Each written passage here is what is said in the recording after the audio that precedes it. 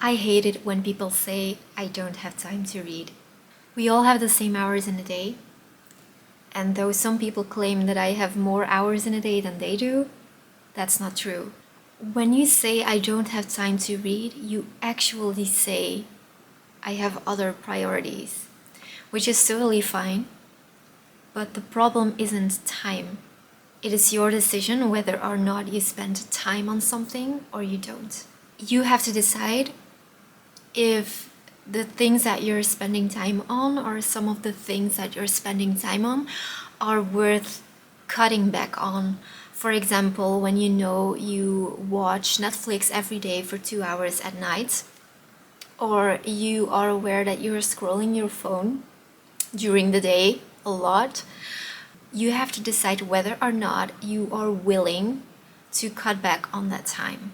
And this is so important to realize because I think we are losing so much time doing things we actually do so mindlessly. I don't really know how to explain, but it feels like there are countless minutes a day that we are losing, conscious or unconscious, because some things you just have to do. You have to work, you have to eat, you have to, do those things. But I just think that we are losing a lot of time without even being aware of it. I hear so many people say, oh, I wish I had more time to read, or oh, I wish I could do as much reading as you do. But the thing is, if you want something and if you truly want something, then you make it work. What I mean by making time is just making priorities. If you really want to read more and if you really want to commit, because it is a commitment, like everything else is a commitment, then you fully need to realize that you are going to have to sit down and actually do it and cut back on some other things that you do. When you decide you really want to commit to reading more, then you really need to realize that you are going to have less time to spend on something else, for example, watching TV. The next step is to kind of focus. So if you decided, okay, I will read today, or the couple of hours that I have set for myself, I will read, then you need to be able to focus on what you've chosen to do. For example, when I decide to watch a movie, I make sure that I put all of my attention into watching that movie. I'm not scrolling my phone, I'm not doing anything else, I'm just focusing on the movie. And for me it feels really important to make a decision of where I spend my time on and then really focus on the thing that I've chosen to do. And especially nowadays, I think reading is becoming more and more difficult, and it is asking so much of our determination and concentration because we constantly get distracted by everything around us. Reading a book is demanding this kind of concentration that is really, really high, in my opinion.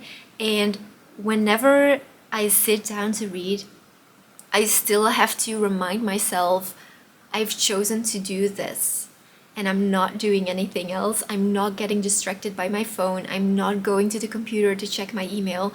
I'm just sitting here and I don't want to be anywhere else. I just want to read.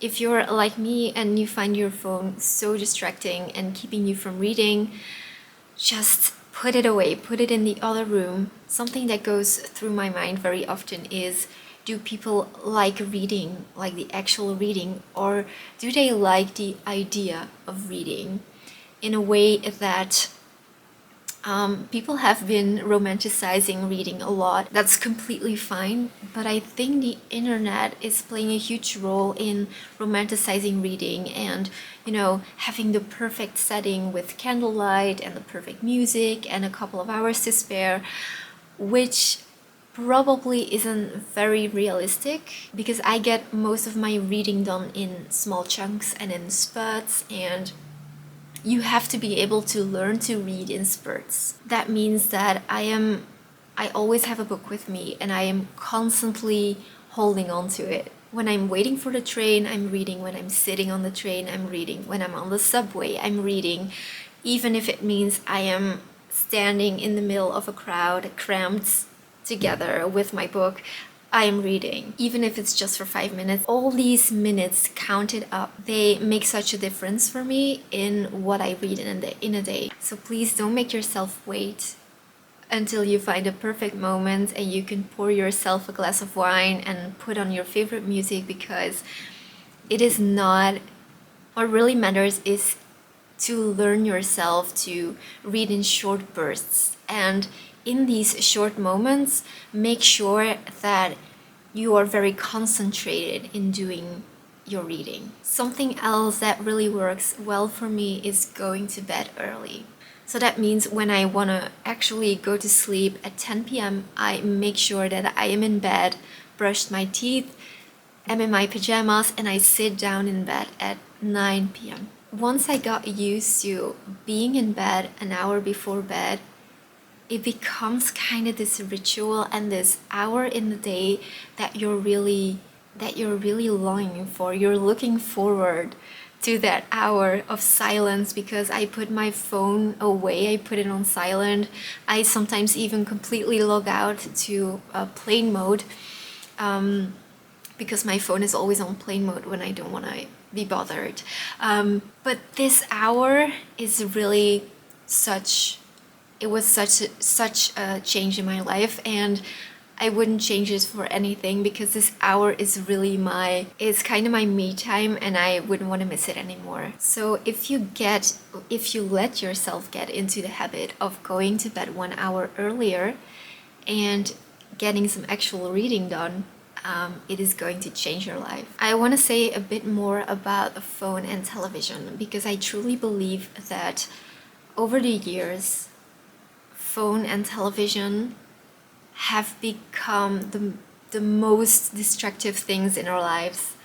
And I find that really scary, because when I see how much time I spend on my phone, how much time I spend just watching Netflix, it sometimes kind of scares me, because I'm this person who always wants to be as productive as possible. And of course it's okay to sometimes, relax and wind down and do nothing. But I think the biggest problem with phone and television is that it really doesn't do much for us. Like, it doesn't calm us down, and quite the opposite. Actually, I try to avoid using my phone too much or watching too much Netflix. And I also noticed that when I, for example, finish a Netflix show and I don't start a new next Netflix show, that I read so much more. Like, when I don't have a show to watch, I always grab my book at night. I'm like in my pajamas by 7 or 8 p.m. and I just read the entire night until I go to bed, which is such a different vibe. It always gives me this kind of really relaxing, different vibe than when I watch TV. And if I'm being honest, it feels so much better not to have a Netflix show hanging around waiting for me, because I know I'm going to be distracted, and I know I'm not gonna read as much as I should, because it's so easy when you come home from work to say, oh, I deserve some Netflix and I don't want to concentrate on the book or anything. But I've noticed that even when I'm tired, it is so rewarding to get reading done. When I actually start thinking about how much time I lose every day just mindlessly scrolling the internet, I'm always so shocked. And I realize that the time I'm spending scrolling isn't doing anything for me. In fact, it's hurting me. It's hurting my time, because I don't want to spend time seeing how other people live their life. I want to live my own life. And we cannot really help it because it's so addictive. But when people say I don't have time to read, I oftentimes wonder, well, where is your time going? Are you spending a lot of time online? And is it time that you want to spend online? Or would you actually rather spend it in a different way? I just oftentimes have the feeling that people do not reflect on where their time is going. And whether or not they like where their time is going. Because like I said, I feel like we're wasting so much time and so much potential. Anyway, everyone is different, and if you feel like you really benefit from spending time on your phone or spending so much time on Netflix, that's totally fine. I'm not judging anyone. It's just something that I'm truly wondering about, whether people do realize that they have a lot of time on their hands that they're spending in ways that they don't realize they're spending. I don't even know if I'm making any sense, but I've always been this kind of person who is very selective with my time and with the things that I spend my time on. And when I do something, I do it with 100% of my attention, and I hate wasting time in a way that, to give you an example, I love watching YouTube. But I also think it's kind of wasting my time. And so what I do is I gather all the videos that I want to watch, and I save them into my watch later list. And I watch the videos when I know I can do something productive in the meantime. So for example, when I get ready in the morning or when I get ready at night, I pop up one of the videos that I wanted to watch on YouTube, which doesn't give me the feeling that I'm wasting my time as much as I would normally feel when I just sit in front of the computer doing nothing else but watching YouTube. I sometimes also listen to YouTube videos when I'm cleaning the house. So that is just to give you an example how I multitask and how I always try to find ways to get the most out of my time. I also like to use audiobooks. I think they're a great medium. For example, at night or when I'm doing something that that I don't need to focus on a lot, I just put in my earplugs and I listen to an audiobook. I have noticed that I really need to do something that is really low energy. It must be a task that I have to focus on, because audiobooks, they can be hard to focus on. And I think they work best when I lay in bed and try to fall asleep, because my eyes sometimes they're too tired to read on the page, and then I think, oh, it's so early to go to bed, and then I plug in an audiobook and I just listen. I don't do anything else but listen. I think they can be very relaxing, so I think you should definitely try them if you haven't. If they're not for you, that's totally fine, but you should at least try it once, and also try it in different ways, because like when you take a walk and you listen to an audiobook, it's such a different experience as when you just lay in bed ready to sleep and you listen to an audiobook. It is such a different experience, and so I'd say try different ways. Limiting yourself to one book can also cause you to read less. I've noticed that when I start a book, but it's a book that is over 1,000 pages, and I know if that would be the only book I read, I would read so much less than when I would take, for example, another 2 or 3 books. I know that if that would be the only book that I read right now, I would read so much less, because I'm not always in the mood for heavy literature or the current book that I'm reading. Sometimes I'm in the mood for something lighter. I'm in the mood for a different language, and so I always pick the book that I'm in the mood for, which leads to me reading more, because I always have some book lying around that I know I'm in the mood for. So if you haven't tried reading multiple books and you feel like you are not reading as much as you would like, then I think it might be worth giving it a try. Again, everyone is different, and if you don't like to read multiple books at the same time, that is absolutely fine, but there is no harm in trying. And I know it helped me a lot, so I just want to share the wisdom, share my experience, because it helped me so much. There's one last thing that I want to say, and that is that I find a lot of comfort and a lot of inspiration in following people who read a lot and who share their own passion for books.